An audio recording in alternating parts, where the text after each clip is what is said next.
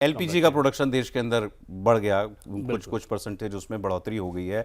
अभी आज मैं देख रहा था अश्विनी वैष्णव जी एक प्रेजेंटेशन दे रहे थे, कैबिनेट में कुछ फैसला हुआ है कोल गैसिफिकेशन का, और बड़ा इंपॉर्टेंट है। और सोचिए, हम ऐसी बातों पर भी हमको रुचि होनी चाहिए एक्चुअली सबको। क्यों कर रहे हैं? अगर प्रधानमंत्री ऐसी बातें कर रहे हैं या देश में ये फैसले हो रहे हैं तो उनकी ज़रूरत क्या है? हमारे पास तेल का भंडार नहीं है। आप 80-85-90% तेल आप आयात करते हैं। तेल के बिना हमारी गाड़ी नहीं चलेगी, हमारी इंडस्ट्री नहीं चलेगी। हमारे पास कोयला है, और कितना कोयला है? हम 200 साल तक अपना कोयला खर्च करें तो खत्म नहीं होगा। अगर हम उस कोल से गैस बना सकें तो हमारी पीएनजी का, हमारी एलपीजी का, हमारी इंडस्ट्री को जो एलएनजी लगती है, नेचुरल गैस लगती है, वो सब इस्तेमाल में लाया जा सकता है। अब उस दिशा में सरकार काम करने जा रही है।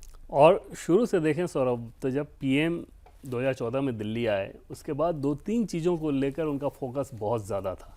जैसे मान लीजिए जब उन्होंने सोलर एनर्जी की बात की, तब तो ये क्राइसिस नहीं था ना, वर्ल्ड लेवल पर सोलर अलायंस बनाना, उस तरह की चीज़ें करना, क्योंकि वो उनको दिख रहा था कि आगे जाकर कभी क्राइसिस हो तो हमारे लिए ये कितना बर्डन हो सकता है। तो जो 2-3 चीज़ों पर बहुत ज़्यादा जोर उनका था, पहला ये कि डिफेंस पर हम किसी पार्टिकुलर देश में डिफेंस इक्विपमेंट्स को लेकर निर्भर ना रहें। क्राइसिस के समय में उस देश ने अगर कोई गच्चा दिया, धोखा दिया, तो हमारे लिए दिक्कत होगी। तो हमारे वेन्यूज़ हैं वो अलग अलग खुले होने चाहिए।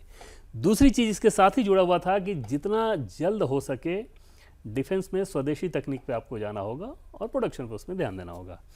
तीसरा चीज़ एनर्जी को लेकर था कि एनर्जी में जो हमारी डिपेंडेंसी है दूसरे देशों पर एक तो हमारा इतना पैसा खर्च हो रहा है, दूसरा हम निर्भर हैं उस देश के भरोसे। अगर उसने एक बार हमारी नकेल कसी तो हमारे लिए दिक्कत हो जाएगी। तो उसके लिए हमारे पास क्या वैकल्पिक चीज़ें होनी चाहिए, और चाहे आप जैविक खेती की बातें करें या फिर पीएनजी, नए नए वेन्यूज़ खोलना, इलेक्ट्रिक व्हीकल, सोलर अलायंस, ये सारी चीज़ें उसी दिशा में थी कि एनर्जी के मामले में हम लोग सेल्फ सफिशिएंट बन जाए। और इस पर्टिकुलर क्राइसिस को लेकर अगर आप देखें तो जैसे ये क्राइसिस शुरू हुआ, पीएम ने जो पहली मीटिंग ली थी उसमें ये कहा था कि जिन देशों से ये प्रभावित हो रहा है उसके अलावा जितने वेन्यूज़ हो सकते हैं आप उन सबको देखें और वहाँ से उस पर काम करना शुरू करें कि वहाँ से हम कैसे ला सकते हैं। लेकिन वो महंगा पड़ता है, टाइम लगना है, लेकिन उन सारी चीज़ों को किया गया। अब ये सारा करने के साथ अगर इतना बड़ा ग्लोबल क्राइसिस हो, पूरी दुनिया इतनी प्रभावित है, और आप यहाँ पे मान के चलें कि हमें फ़र्क नहीं पड़ता जी, तो फिर नहीं, वो तो खैर अब उसमें यही आलोचना थी कि चुनाव से पहले क्यों नहीं किया। लड़ाई तो जंग जो चुनाव से पहले शुरू हो गई थी, तो ठीक है, मान लीजिए कि चुनाव की वजह से नहीं किया। इसमें और ज़्यादा क्या कहा जा सकता है? उसमें एक चीज़ है सौरभ, पहली बात तो ये कि क्या उससे देश के लोगों पर बोझ पड़ गया क्या? नहीं, और क्या पहले डाल देना चाहिए था? पहले डाल देना चाहिए था, ये कह रहे हैं। और दूसरा, चुनाव खत्म हुए तो काफ़ी दिन हो गए ना, अगर वैसे ही क्राइसिस रहती तो उसके अगले दिन में कर दिया गया होता। एक्चुअली इसमें अब जैसे आज सरकार ने गोल्ड पर इंपोर्ट ड्यूटी बढ़ा दी, 15% कर दी है। सोना महंगा हो गया। सोना महंगा होने का मतलब ये नहीं है कि लोगों की रुचि सोने में कम हो ही जाएगी। सरकार ने एक तरीके से प्रयास किया है कि भाई इसको डिसएडवांटेजेस बनाना, जितना कर सकते हैं उतना कर दें, तो शायद लोग कम सोना खरीदने लग जाएं। मैं इस पर एक सज्जन का एनालिसिस पढ़ रहा था, सीनियर जर्नलिस्ट ही हैं, उन्होंने कहा कि हो सकता है काम ना करे, हो सकता है कर जाए। शायद इसलिए काम ना करे क्योंकि लोग कभी ये मान के नहीं चलते कि सोना सस्ता होगा। उनको तो लगता है आज जितने का कल उससे और महंगा ही होगा, तो कल की बजाय मैं आज ही खरीद लूं। बट हो सकता है वर्क कर जाए। एक सरकार ने चांस लिया है ये काम करके। बिल्कुल सर, और सोना के केस में खास तौर पर देखें तो निश्चित तौर पर देशवासियों के लिए वो एक समस्या होनी चाहिए। इस लिहाज से हर पढ़े लिखे व्यक्ति के लिए वो एक समस्या होनी चाहिए कि जो गोल्ड में आप इन्वेस्ट करते हैं उसका रीयूज़ क्या है। कुछ भी नहीं।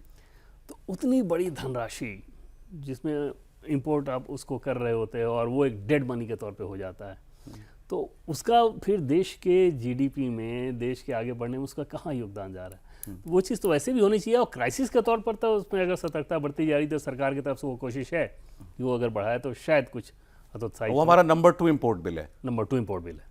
और लगभग मुझे लगता है कि 72,000 करोड़ डॉलर के आसपास, 72 बिलियन डॉलर, 72 बिलियन डॉलर के आसपास उसका फिगर कुछ रहता है। तो इतनी बड़ी धनराशि अगर आप उसमें खर्च कर रहे हो।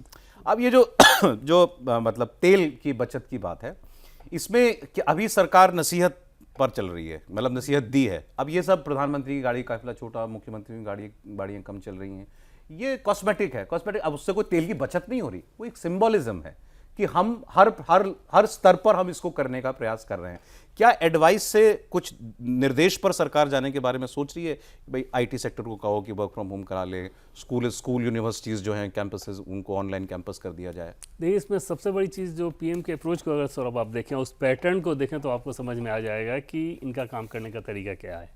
जैसे सबसे पहले जब उन्होंने एलपीजी की सब्सिडी छोड़ने की बात कही थी, तो चाहते तो उस समय इसको लागू भी कर सकते थे, लेकिन उन्होंने छोड़ने की अपील की। और उस नेता की क्रेडिबिलिटी देखिए उनकी कि उस अपील पर लोगों ने कैसे रिस्पॉन्ड किया। जहाँ 5-10 रुपए के लिए लोग फाइट कर रहे होते हो, एक अप्रोच मतलब माइंडसेट वैसा रहता है, भले चाहे कितना भी सक्षम हो, और वहाँ पर एक सब्सिडी मिल रही है, उसको लोग छोड़ने के लिए लाइन लगा के खड़े हों।